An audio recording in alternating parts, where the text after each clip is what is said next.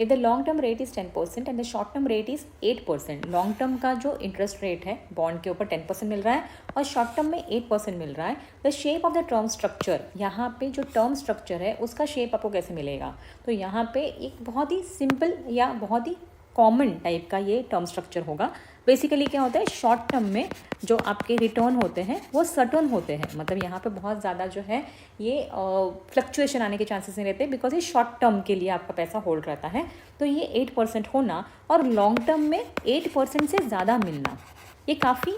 Regular या positive चीज़ है, काफ़ी नॉर्मल चीज़ है। तो इसके लिए जो टर्म स्ट्रक्चर है वो यहाँ पे जो है आपको नॉर्मल दिखाई देगा या पॉजिटिव दिखाई देगा। शॉर्ट टर्म में फ्लक्चुएशंस कम आते हैं, इसलिए रेट ऑफ इंटरेस्ट आपको कम मिलेगा, बट लॉन्ग टर्म में आप जब ये होल्ड करके रखते हैं तो अनसर्टनिटी इसके साथ जुड़ी हुई रहती है कि लॉन्ग टर्म में मतलब 10 साल के लिए अगर बॉन्ड है या 12 साल का अगर बॉन्ड है तो यहाँ पे कितने तो इंटरेस्ट रेट के फ्लक्चुएशंस आ सकते हैं, और इस सबको एब्जॉर्ब करने के लिए ही यहाँ पे लॉन्ग टर्म में रेट ऑफ इंटरेस्ट जो है आपको शॉर्ट टर्म के कंपेयर में ज़्यादा मिलता है। एक काफ़ी नॉर्मल सी चीज़ है, इसके लिए आपको जो लॉन्ग टर्म का मतलब